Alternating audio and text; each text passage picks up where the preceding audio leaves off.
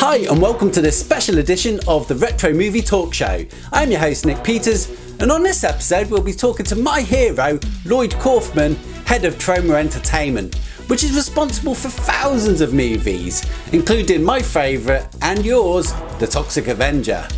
So the interview is actually going to be split into two episodes of the Retro Movie Talk Show. In this episode I'm going to talk to Lloyd about the Toxic Avenger musical, which I recently saw in London, and also a little bit about censorship. On the second episode we're going to be discussing a little bit about the movies, some of the people that have come through Troma Entertainment, and we've also got some really exciting news if you're a Toxic Avenger fan.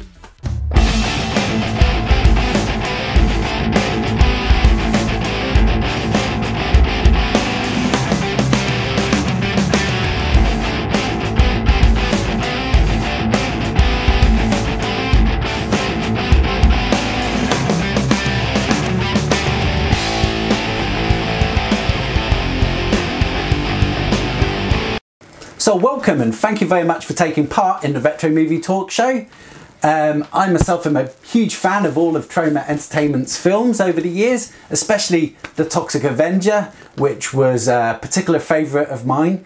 But the one question I've got is, how did a gory B-movie superhero then go into a mainstream cartoon, comics, and now a Broadway and West End musical? No, The Toxic Avenger is a very historic movie. And as you know, Nick, it's the only movie in history where a young boy's head is crushed by the wheel of an automobile that was subsequently made into a delightful, politically correct children's environmental Saturday morning cartoon show, The Toxic Crusaders. Still running, mind you. You can still see the cartoons on Troma's YouTube channel, Troma Movies. Absolutely free, no charge. So I've recently been to see the Toxic Avenger musical in London, which was absolutely fantastic. But how did it become a musical? I had given some students permission to write and perform a Toxic Avenger musical in Portland, Oregon. I let them do it. We didn't charge them. They were poor students and fans. And they did something called Toxic Avenger The Music Kill, Kill, and it was a lot of fun. I went to Portland, Oregon. I saw it. It went for several weeks. And then another group, also without very much money, put on another musical called Toxic Avenger The Musical in Omaha, Nebraska. That's a state with lots of corn and not a huge amount of other things. I guess they have a lot of cattle and pigs and sheep, and a good territory for Troma musical. And that one was a bit more expensive, and it went about 2 months, lasted 2 months, and attracted the attention of Broadway producers who had produced Dirty Rotten Scoundrels, and they actually paid us some money to license the Toxic Avenger and then start all over again. And then somehow they and David Bryan intersected, and that's how it all happened. But the lesson here for students, people in the movie industry, is you don't have to get paid for everything. Everybody is so worried about pirating and bootlegging and all that. We could have probably squeezed a little money out of those students in Portland, or the fans, whatever you want to call them. But we didn't, and we figured, well, why not? Why, what it was, another $1,000 isn't going to be a big deal. But they probably desperate for the $1,000, so let them keep their money and put it into the show. Meanwhile, any publicity from that show will help raise the profile of Toxic Avenger for the DVD market or whatever else. And indeed, now there's a musical written by one of the members of Bon Jovi.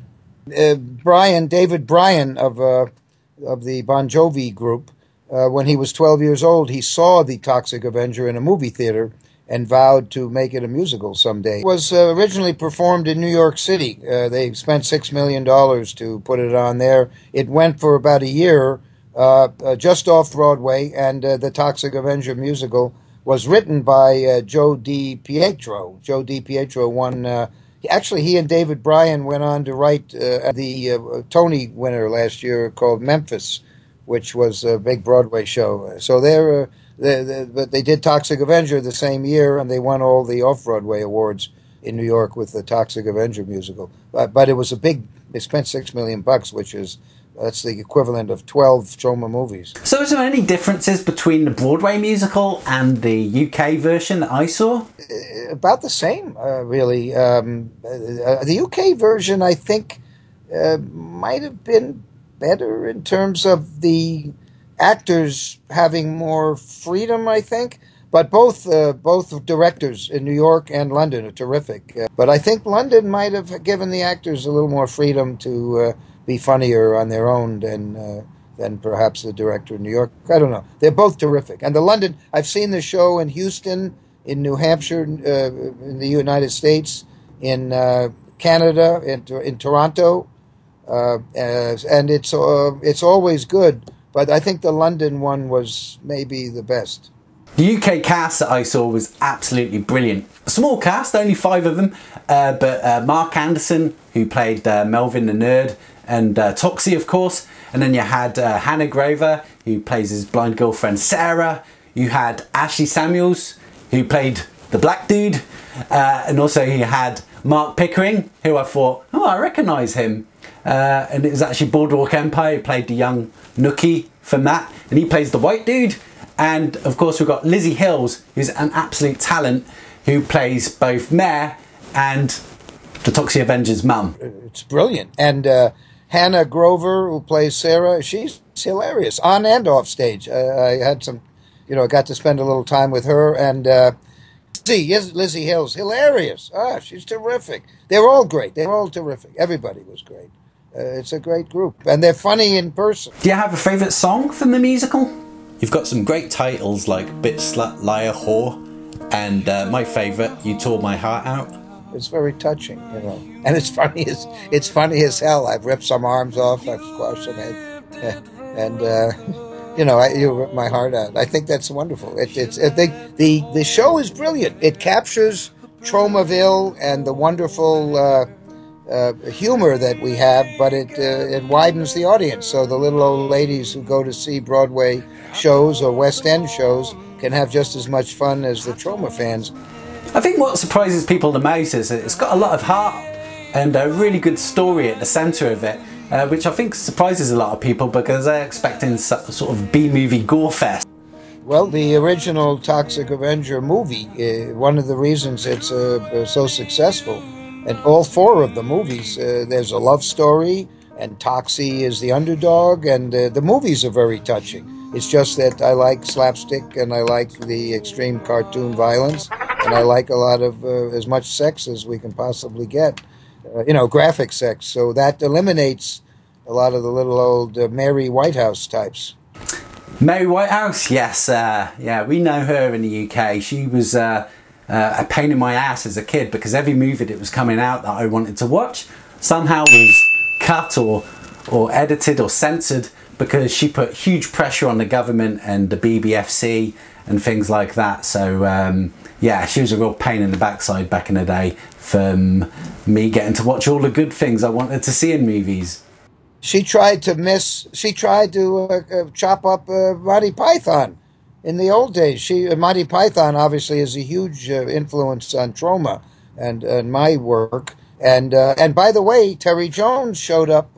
He came to see the Toxic Avenger musical, and I made an announcement to the audience. If it weren't for Terry Jones, there'd probably be no Troma. So what problems did you encounter with censorship? The problem with censorship is that it's double standard. Well, she was totally nuts. But the Monty Python is absurd to even think of censoring that. But the problem we had with censorship, and it's worse in my country, because in my country the censorship board is owned and controlled by the giant conglomerates, the small number of giant devil-worshipping international media conglomerates who control the whole media. And it's like 2 old men who control 40% of the market, and then 3 other companies that control the rest. And the censorship board will let them have a lot of blood and sex and violence, but not us. The same graphic scenes will get cut out of ours that are permitted to stay in Bruce Willis's Die Hard. Anyone who's seen our movies understand that Tromeo and Juliet or Terra Firma Sergeant Kabukiman NYPD, they're wonderful films. And yes, they have a lot of intense graphic sex and violence, but so does the Bible. You know, people who've seen our movies, they get it, and they give us good reviews. New York Times always gives every film we put in the theaters. New York Times. We've never had a bad review from the serious critics. We've had bad reviews from lightweight critics. Time Out doesn't get our stuff, but those guys don't. They don't know anything about film history. The people who understand film love Troma movies, like you.